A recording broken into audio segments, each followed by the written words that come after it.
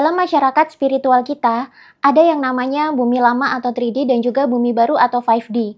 Konon katanya, sejak kebangkitan spiritual massal besar-besaran tahun 2020 kemarin, bumi kita sedang berubah menuju ke bumi baru atau 5D yang akan segera menjadi bumi surgawi. Apa benar demikian? Apakah kalian merasakannya juga?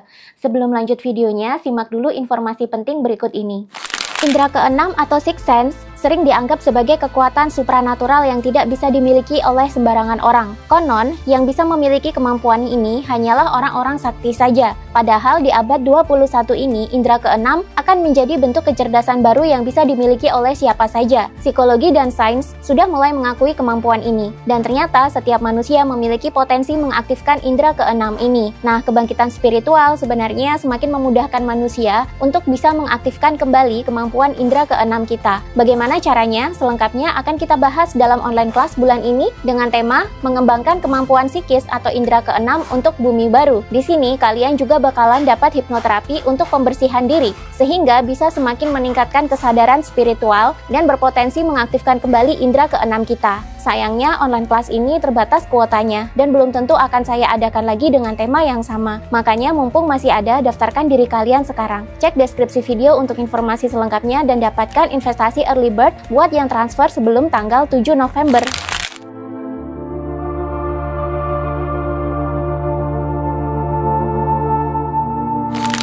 Sebenarnya alam semesta itu sangat teratur dan sudah tertata dalam hukum alamnya yang ajak. Manusia di zaman dulu menemukan angka untuk mendefinisikan keteraturan pola di alam semesta. Angka juga digunakan untuk menghitung secara teratur. Angka sebenarnya juga bisa menjadi portal untuk membuka rahasia alam semesta. Dalam sejarah peradaban-peradaban kuno, kalau kita amati, siklus peradaban itu cenderung teratur polanya menyesuaikan hitungan tahun atau milenium.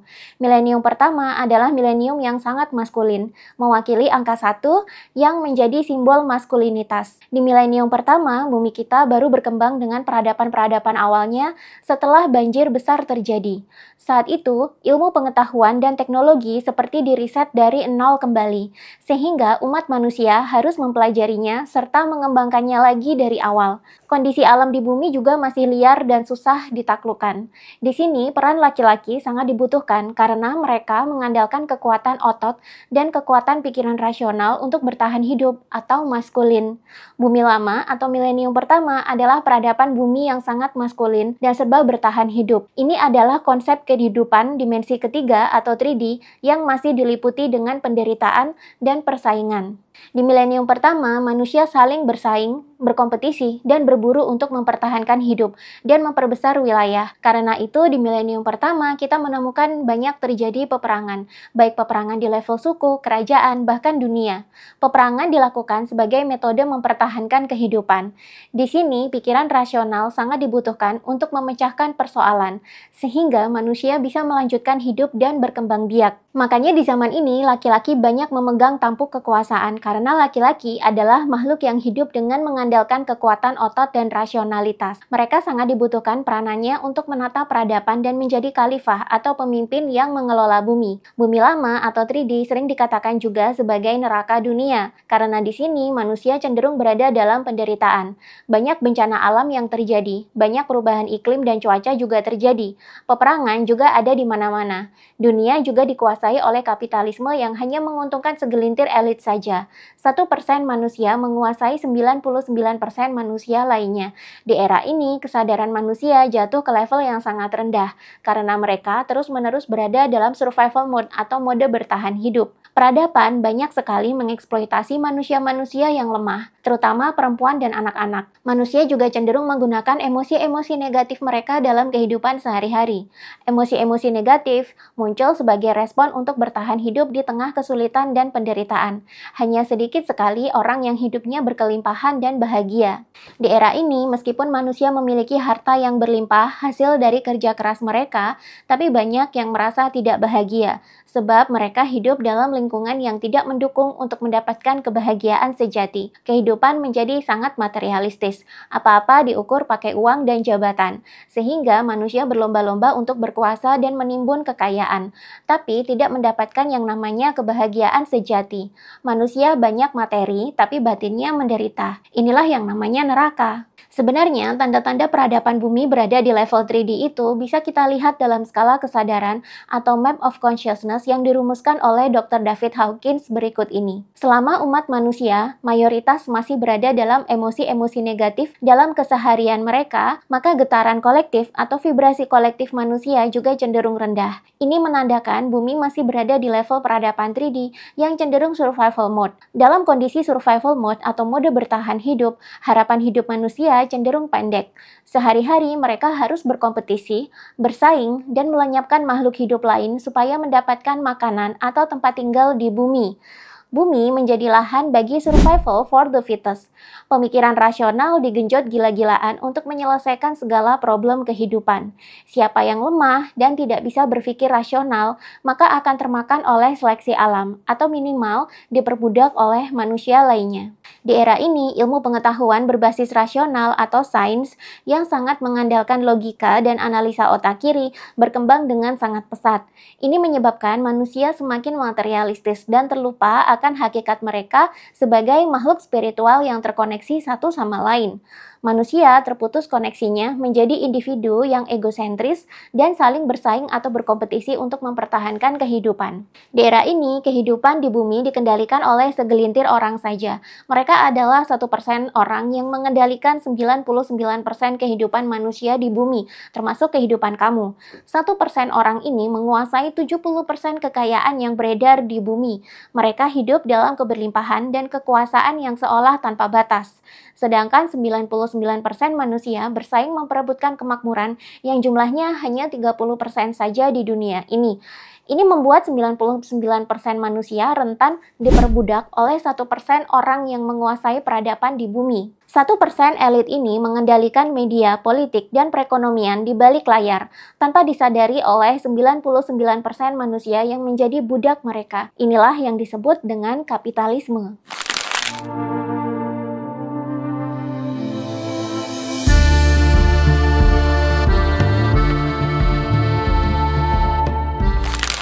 Sebelum menuju ke bumi baru, yang level kesadarannya berada di dimensi kelima atau 5D, bumi akan mengalami yang namanya masa transisi. Masa transisi ini adalah era kebangkitan spiritual besar-besaran yang terjadi secara masif di awal milenium ke-2 atau awal abad ke-21. Dalam skala kesadaran atau Map of Consciousness ini, manusia mengalami lompatan kesadaran dan emosi yang semula berada di level emosi yang rendah atau survival mode, kini mulai melompat ke level kesadaran yang lebih ke arah akal dan integritas atau reason and integrity. Dalam masa transisi ini, manusia mulai memiliki kerinduan untuk menemukan kesejatian diri atau jati diri mereka masing-masing. Sisi spiritual mereka mulai bangkit dan paradigma kehidupan banyak berubah. Di sini, pemikiran-pemikiran manusia mengalami transendensi atau peningkatan ke arah yang lebih tinggi. Manusia mulai mengalami penyembuhan lahir dan batin. Banyak penyakit yang semula tidak bisa disembuhkan secara medis, secara ajaib bisa sembuh melalui metode-metode pengobatan holistik. Manusia juga memiliki dorongan alami untuk menyehatkan dan menyembuhkan kembali mental dan kejiwaan mereka. Manusia mulai sadar bahwa untuk merubah kehidupan dari yang semula penderitaan dan penuh tekanan menjadi kehidupan yang lebih bahagia dan mendamaikan, maka diperlukan penyembuhan menyeluruh dalam diri. Mental, jiwa, dan fisik harus sama-sama sehat. Manusia mulai melakukan kembali yang namanya meditasi, yoga, dan jenis-jenis laku spiritual lainnya untuk terhubung kembali dengan diri sejati dan menjadi lebih sehat. Manusia juga mulai terlepas dari doktrin dan dogma keyakinan yang mengikat. Manusia kini lebih menyukai kebebasan, tapi anehnya ini tidak membuat manusia berbuat seenaknya sendiri. Manusia justru menjadi lebih humanis dan welas asih mulai tumbuh perlahan-lahan.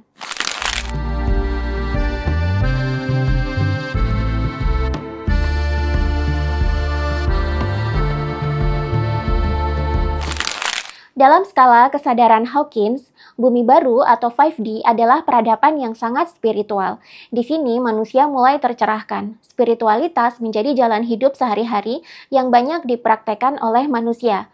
Manusia tak lagi terikat dalam belenggu dogma agama yang menurunkan kesadaran. Agama kini dipandang sebagai sumber ajaran spiritual yang bisa jadi terus berkembang seiring berjalannya waktu. Kecerdasan manusia juga mengalami perkembangan. Di sini, otak kanan mulai mengalami pertumbuhan yang luar biasa besar. besar, seiring dengan semakin cerdasnya juga otak kiri manusia. Pemikiran manusia menjadi semakin kreatif dan maju. Banyak inovasi-inovasi ditemukan berawal dari pengetahuan intuitif manusia atau otak kanan yang kemudian divalidasi dengan pemikiran rasional atau otak kiri. Peperangan mulai berakhir, kompetisi dan persaingan mulai ditinggalkan. Manusia lebih menyukai kolaborasi. Welas asih juga menjadi dasar untuk berhubungan dengan manusia-manusia lain. Seluruh dunia jadi saling terkoneksi. Di sini, pemerataan kesejahteraan juga mulai terjadi. Kekayaan dan kemakmuran bumi tak lagi dikuasai oleh segelintir elit saja. Penyeimbangan politik juga mulai terjadi. Yang semula condong di barat, kini kekuatan politik mulai berkembang juga di timur. Di era ini, banyak manusia yang mulai tercerahkan. Mereka adalah manusia-manusia yang memiliki kecerdasan emosional atau EQ dan kecerdasan spiritual atau SQ yang sangat tinggi. Mereka tidak hanya hidup di dunia materi saja, tapi mereka juga sangat terkoneksi dengan dunia batin atau spiritual yang menjadi gudangnya pengetahuan tanpa batas. Di sini manusia-manusianya cenderung memiliki level emosi yang positif atau luhur seperti bahagia, damai, penuh cinta, dan tercerahkan. Ini membuat manusia secara kolektif bergetar pada vibrasi yang tinggi. Empati menjadi sifat utama dalam kehidupan bermasyarakat. Manusia cenderung lebih bisa mengasihi manusia lain tanpa memberlakukan syarat atau cinta tanpa syarat. Definisi kemakmuran dan keberlimpahan juga mengalami perubahan. Kekayaan bukan lagi untuk dimiliki oleh satu jenis orang saja, tapi kekayaan adalah hak untuk semua orang. Definisi kemakmuran kini menjadi lebih spiritual dan ekologis, bukan lagi egosentris dan materialistis. Ini menjadi cikal bakal bagi terciptanya bumi surgawi yang menjadi ciri khas bumi baru atau 5D. Bumi surgawi adalah bumi yang sangat indah, nyaman untuk ditinggali, dan penghuninya hidup dalam harmoni.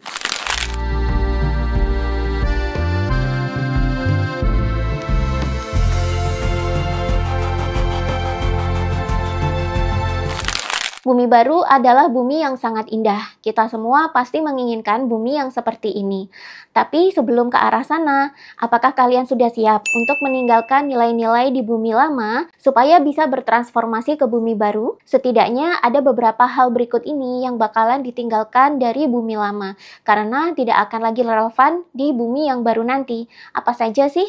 Yang pertama, patriarki. Kepemimpinan tidak melulu dipegang oleh laki-laki, tapi wanita kini juga bisa memimpin peradaban. 2. Egosentris. Manusia tidak lagi bisa mementingkan dirinya sendiri untuk mendapatkan kemakmuran dan kekayaan. Di zaman baru nanti, manusia saling berbagi dan berkolaborasi. 3. Kapitalisme. Paradigma keberlimpahan sedang berubah. Kita tak lagi bisa menggunakan prinsip menggunakan modal sekecil-kecilnya untuk mendapatkan profit sebesar-besarnya. Kesejahteraan menjadi lebih merata. 4. Perang dan perbudakan. Perang dan perbudakan sering menjadi satu kesatuan. Di masa depan, perang dan perbudakan tidak lagi relevan. 5. Doktrin dan dogma. Ajaran manapun, entah itu agama, ideologi, bahkan ajaran spiritual sekalipun, jika mengikat manusia dalam bentuk doktrin dan dogma, maka akan ditinggalkan. 6. Pemisahan atau disconnect. Selama era bumi lama, manusia secara lahir dan batin terpisah dengan manusia-manusia dan makhluk lain di alam semesta ini. Di masa depan, yang merasa terpisah justru rentan mengalami seleksi alam. 7. Survival mode. Terus-menerus menggunakan mode bertahan hidup juga tidak lagi relevan untuk bumi yang baru. Ini karena vibrasi kamu dengan vibrasi baru bumi tidak lagi selaras. Di masa depan, kehidupan sudah bukan tentang bagaimana caranya bertahan hidup melulu. Kehidupan adalah tentang hal lain yang lebih besar daripada sekedar bertahan hidup di tengah-tengah penderitaan. Tentu saja, setelah meninggalkan nilai-nilai lama dari bumi lama atau 3D yang sudah tidak lagi relevan, kita juga akan menggantikannya dengan nilai-nilai baru yang lebih relevan atau fit dengan bumi yang baru nanti. Apa saja sih nilai-nilai di bumi baru yang bakalan segera kita aplikasikan dalam kehidupan sehari-hari? Yang pertama, feminisme. Di era ini, peradaban menjadi lebih feminin dengan ditandai semakin banyaknya perempuan yang mengambil peran-peran penting dalam masyarakat.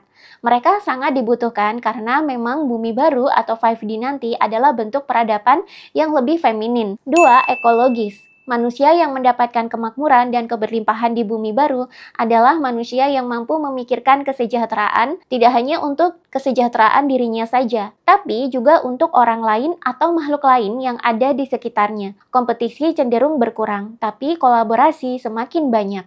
3. Universalitas dan saling keterhubungan. Pada hakikatnya, kita dan seluruh penghuni lain di alam semesta ini adalah satu kesatuan yang utuh. Kamu bisa melihat manifestasi Tuhan di mana-mana, bahkan di diri orang yang kalian tidak suka sekalipun. Manusia juga saling terhubung, baik secara lahir, yakni terhubung melalui kemudahan teknologi, maupun secara batin atau kesadaran. 4. Welas asih. Cinta tanpa syarat mulai menjadi model perasaan baru yang mendasari hubungan antar manusia. Manusia bisa mengasihi manusia lain tanpa ada syarat apapun. Cinta yang tulus bukan lagi menjadi mimpi. Cinta tanpa syarat adalah bentuk cinta tertinggi dalam kehidupan sosial. Banyak pernikahan yang kemudian didasari dari welas asih, dan pernikahannya justru menjadi lebih sehat dan saling memberdayakan satu sama lain. 5. Spiritualitas menjadi jalan hidup. Banyak manusia yang menjadi lebih spiritual dalam kehidupan mereka. Mereka tak lagi memperdebatkan agama dan Tuhan mana sih yang benar. Karena hubungan manusia dengan Tuhan telah menjadi hubungan yang personal yang tidak perlu dipublis ke orang lain. Manusia juga cenderung sudah menemukan Tuhan melalui perjalanan spiritual masing-masing. Uniknya, ini membuat mereka justru semakin humanis dan semakin beradab. 6. Creation mode atau mode mencipta. Bumi baru atau 5D nanti sudah bukan lagi tentang bagaimana caranya untuk bertahan hidup atau survive.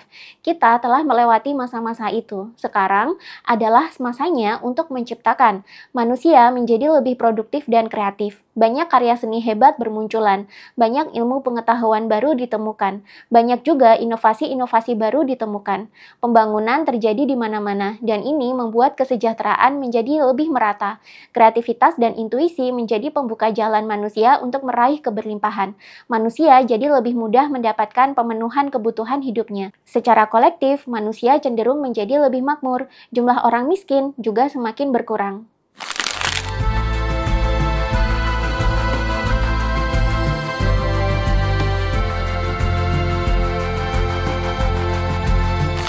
Ternyata dalam kebudayaan Jawa kita, ada yang namanya istilah zaman kala bendu dan zaman kala surasa. Zaman kala bendu adalah zaman yang penuh dengan kegelapan, kebencian, kesengsaraan, dan angkara murka. Manusia cenderung diliputi oleh emosi-emosi negatif, dan semuanya serba bertahan hidup. Ini sangat mirip dengan definisi bumi lama atau 3D. Sedangkan di zaman kala surasa, ini adalah era di mana mulai berakhirnya zaman bencana atau zaman kala bendu, dan dimulainya zaman keemasan atau golden age, yang diliputi dengan keberlimpahan, kreativitas, produktivitas, universalitas, welas asih, dan keharmonisan hidup. Ini sangat mirip dengan definisi zaman baru atau 5D yang sangat humanis dan spiritual. Sebenarnya, leluhur Nusantara ternyata sudah sejak dulu loh bisa memprediksikan perubahan zaman ini. Ini juga mencakup perubahan kesadaran umat manusia. Artinya, tidak lama lagi era kejayaan Nusantara akan semakin mendekat. Kita adalah manusia-manusia Nusantara yang berpotensi memimpin peradaban dunia dalam belas kasih dan harmoni. Nusantara sedang bertransformasi ke arah sana, makanya leluhur menyebutnya sebagai zaman kejayaan Nusantara. Dan nanti Nusantara bakalan menjadi mercusuar dunia. Kalian setuju nggak dengan istilah ini? Indra keenam atau sixth sense sering dianggap sebagai kekuatan supranatural yang tidak bisa dimiliki oleh sembarangan orang. Konon, yang bisa memiliki kemampuan ini hanyalah orang-orang sakti saja. Padahal di abad 21 ini, indra keenam akan menjadi bentuk kecerdasan baru yang bisa dimiliki oleh siapa saja. Psikologi dan sains sudah mulai mengakui kemampuan ini. Dan ternyata setiap manusia memiliki potensi mengaktifkan indra keenam ini. Nah, kebangkitan spiritual sebenarnya semakin memudahkan manusia untuk bisa mengaktifkan kembali kemampuan indra keenam kita. Bagaimana caranya? Selengkapnya akan kita bahas dalam online kelas bulan ini dengan tema mengembangkan kemampuan psikis atau indra keenam untuk bumi baru. Di sini kalian juga bakalan dapat hipnoterapi untuk pembersihan diri sehingga bisa semakin meningkatkan kesadaran spiritual dan berpotensi mengaktifkan kembali indra keenam kita. Sayangnya online kelas ini terbatas kuotanya dan belum tentu akan saya adakan lagi dengan tema yang sama. Makanya mumpung masih ada, daftarkan diri kalian sekarang. Cek deskripsi video untuk informasi selengkapnya dan dapatkan investasi early bird buat yang transfer sebelum tanggal 7 November.